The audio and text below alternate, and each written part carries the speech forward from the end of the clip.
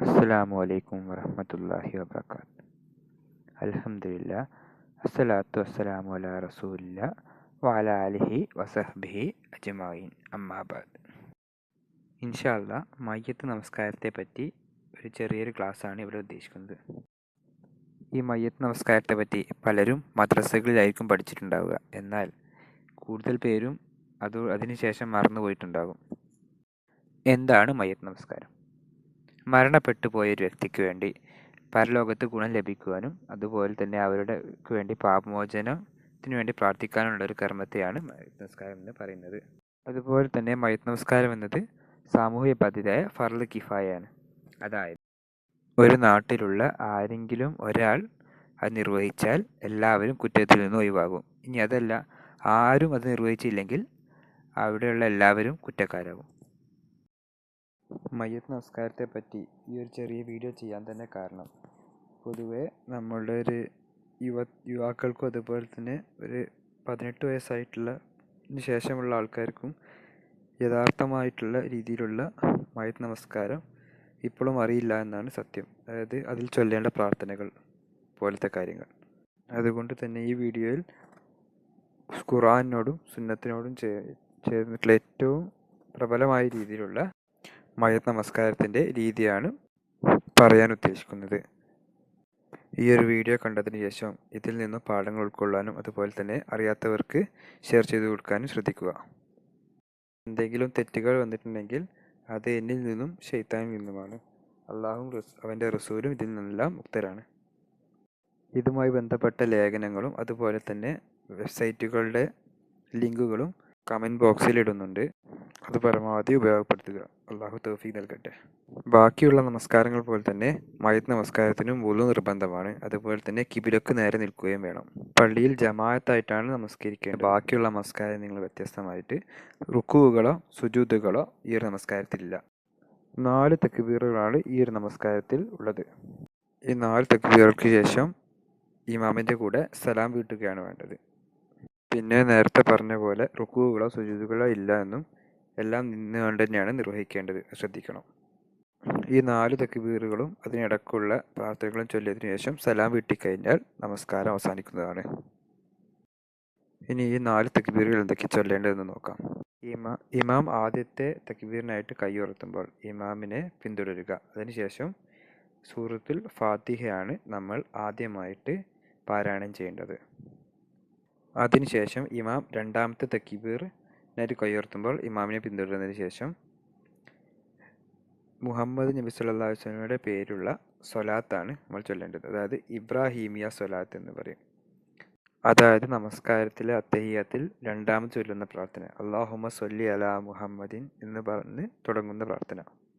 ആ പ്രാർത്ഥന ഇപ്രകാരമാണ്: അല്ലാഹുമ്മ സ്വല്ലി അലാ മുഹമ്മദിൻ വഅലാ ആലി മുഹമ്മദ് കമാ സ്വല്ലൈത അലാ ഇബ്രാഹീമ വഅലാ ആലി ഇബ്രാഹീമ ഇന്നക ഹമീദും മജീദ്. അല്ലാഹുമ്മ ബാരിക് അലാ മുഹമ്മദിൻ വഅലാ ആലി മുഹമ്മദ് കമാ ബാറക്ത അലാ ഇബ്രാഹീമ വഅലാ ആലി ഇബ്രാഹീം ഇന്നക ഹമീദും മജീദ്. ഈ ഒരു പ്രാർത്ഥന പലർക്കും അറിയാമെന്ന് വിചാരിക്കുന്നു. എന്നാലും അറിയില്ലെങ്കിൽ ഇവിടെ വെച്ച് പഠിക്കുക. അതുപോലെ തന്നെ പഠിക്കുമ്പോൾ അർത്ഥസഹിതം പഠിക്കാൻ ശ്രമിക്കുക. വീഡിയോ പോസ് ചെയ്തുകൊണ്ട് ഇതർത്ഥം വായിക്കാവുന്നതാണ്. ഇത് ചൊല്ലിക്കഴിഞ്ഞതിന് ശേഷം ഇമാം മൂന്നാമത്തെ തക്ബീറിനായിട്ട് കൈ ഉയർത്തും. അപ്പോൾ ഇമാമിനെ പിന്തുടർന്നതിന് ശേഷം മയ്യത്തിന് വേണ്ടിയുള്ള പ്രാർത്ഥന ചൊല്ലുക. ഹദീസിൽ 2-3 തരത്തിലുള്ള പ്രാർത്ഥനകൾ വന്നിട്ടുണ്ട്. എങ്കിലും പൊതുവായിട്ട് 2 പ്രാർത്ഥനകളാണുള്ളത്. അല്ലാഹുമ്മ ഇഗ്ഫിർ ലഹു വർഹംഹു എന്ന് പറഞ്ഞു തുടങ്ങുന്ന ഒരു പ്രാർത്ഥനയും അതുപോലെ തന്നെ അല്ലാഹുമ്മ ഇഗ്ഫിർ ലി ഹയ്യിന വ മയ്യിത്തിന എന്ന് പറഞ്ഞു തുടങ്ങുന്ന ഒരു പ്രാർത്ഥനയുമാണ് പൊതുവെ ഹദീസുകളിൽ വന്നിട്ടുള്ളത്. അപ്പോൾ ആദ്യത്തെ പ്രാർത്ഥന ഇതാണ്: അല്ലാഹുമ്മ ഇഗ്ഫിർ ലഹു വർഹംഹു വആഫിഹി വഅഫു അൻഹു വഅക്രിം നുസുലഹു വവസ്സി മുദ്ഖലഹു വഗ്സിൽഹു ബിൽ മാഇ വസ്സൽജി വൽ ബർദ് വനക്കിഹി മിനൽ ഖത്തായായ കമാ നക്കൈത الثوبൽ അബിയദു മിനദ് ദനസ് വബ്ദിൽഹു ദാറൻ ഖൈറൻ മിൻ ദാരിഹി വഅഹ്ലൻ ഖൈറൻ മിൻ അഹ്ലിഹി വസൗജൻ ഖൈറൻ മിൻ സൗജിഹി വഅദ്ഖിൽഹുൽ ജന്നത വഅദ്ഹു മിൻ അദാബിൽ ഖബ്രി വഅദാബിൻ നാർ. ഈ ഒരു പ്രാർത്ഥനയാണ് പൊതുവെ ആളുകൾ ചൊല്ലാറുള്ളത്. അതുപോലെ തന്നെ വേറൊരു പ്രാർത്ഥനയും ഹദീസുകളിൽ വന്നിട്ടുണ്ട്. സ്വഹീഹായ ഹദീസുകൾ വന്നിട്ടുള്ള രണ്ടാമത്തെ പ്രാർത്ഥനയാണ് അല്ലാഹുമ്മ ഇഗ്ഫിർ ലി ഹയ്യിന വ മയ്യിത്തിന വ ഷാഹിദിന വ ആയിബിന വ സഈരിന വ കബീരിന വ സക്കരിന വ ഉൻസാന അല്ലാഹുമ്മ മൻ അഹ്യൈതഹു മിന്ന ഫഅഹീഹി അലൽ ഇസ്ലാമി വമൻ തവഫൈതഹു മിന്ന ഫതവഫഹു അലൽ ഈമാനി അല്ലാഹുമ്മ ലാ തഹ്രിംന അജ്റഹു വലാ തുദില്ലന ബഅദഹു. ഈ ഒരു പ്രാർത്ഥനകൾ ഏത് വേണമെങ്കിലും ചൊല്ലാവുന്നതാണ്. അതുപോലെ തന്നെ വേറെയും പ്രാർത്ഥനകൾ വന്നിട്ടുണ്ട്, അത് വേണമെങ്കിലും ചൊല്ലാം. അതിന് പറ്റിയ വെബ്സൈറ്റുകൾ താഴെയുള്ള കമൻറ്റ് ബോക്സിൽ കൊടുക്കാം. അതിനുശേഷം നാലാമത്തെ തക്ബീറിന് വേണ്ടി കൈയുയർത്തുമ്പോൾ ഇമാമിനെ പിന്തുടരുക. നാലാമത്തെ തക്ബീർ ചെയ്തതിനു ശേഷം സലാം വീട്ടുകയാണ്. അപ്പോൾ ഇത്രയാണ് ഒരു മയ്യിത്ത് നമസ്കാരം എന്നാൽ. അതായത് 4 തക്ബീറുകളിൽ റൈറ്റിൽ നിസ്കരിക്കുക. അതിൽ ഒന്നാമത്തെ തക്ബീറിൽ സൂറത്തുൽ ഫാത്തിഹയും അതിനുശേഷം രണ്ടാമത്തെ തക്ബീറിന് മുഹമ്മദ് നബി സല്ലല്ലാഹു അലൈഹി വസല്ലമയുടെ പേരിലുള്ള സ്വലാത്ത്, അതായത് ഇബ്രാഹിമിയ സ്വലാത്തും, അതിനുശേഷം മൂന്നാമത്തെ തക്ബീറിൽ മയ്യിത്തിന് വേണ്ടിയുള്ള പ്രാർത്ഥന ചൊല്ലണം.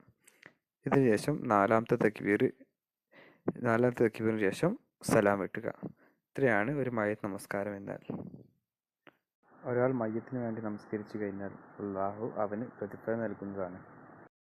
അബൂ ഹുറൈറ റളിയല്ലാഹു അൻഹുവിനുള്ള ഒരു നിവേദനത്തിൽ നബി സല്ലല്ലാഹു അലൈഹി വസല്ലം പറഞ്ഞു, വല്ലവനും ഒരു മയ്യിത്തിന് നമസ്കരിക്കുന്നതുവരെ ഹാജരായാൽ അവനൊരു ഖീറാത്ത് പ്രതിഫലമുണ്ട്.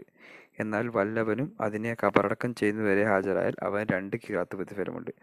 അപ്പോൾ എന്താണ് ഖീറാത്ത് എന്ന് ചോദിക്കപ്പെട്ടു. അപ്പോൾ അദ്ദേഹം പറഞ്ഞു, 2 വലിയ പർവ്വതം പോലെ. ഇതൊരു ഹദീസിൽ വന്നതാണ്. അതുപോലെ തന്നെ ആയിഷ റളിയല്ലാഹു അൻഹയിൽ നിന്നുള്ള ഒരു റിപ്പോർട്ടുമുണ്ട്.